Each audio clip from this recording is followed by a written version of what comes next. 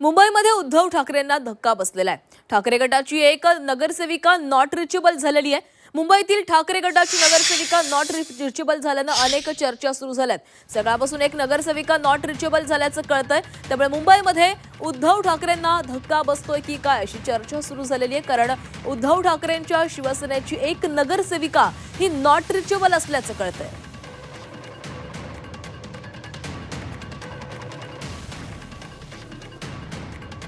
तर मुंबईतील ठाकरे गटाची नगरसेविका नॉट रिचेबल असल्याचं कळतंय। सकाळपासूनच या नगरसेवकीशी संपर्क साधण्याचा प्रयत्न केला जातोय, मात्र त्यांचा फोन लागत नसल्यानं अनेक चर्चा सुरू झालेल्या आहेत। खरं तर आता महापौर बसवण्यावरून अनेक जुळवाजुळव मतांची केली जाते आणि त्यामध्येच उद्धव ठाकरेंचे नगरसेवक शिवसेनेच्या गळाला लागतील अशी ही चर्चा रंगतीये। त्याच्यामध्येच आता उद्धव ठाकरेंची एक नगरसेविका नॉट रिचेबल झाल्यानं अनेक चर्चा सुरू झालेल्या आहेत।